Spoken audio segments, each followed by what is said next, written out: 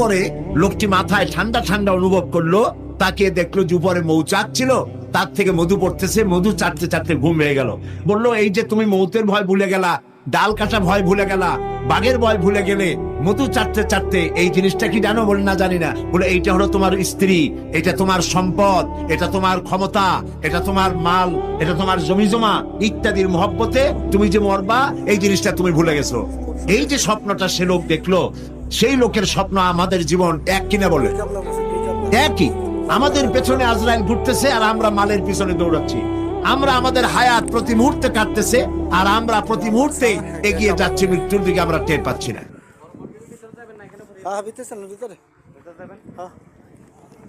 ভিতরে গেলে সে বোঝা যাবো।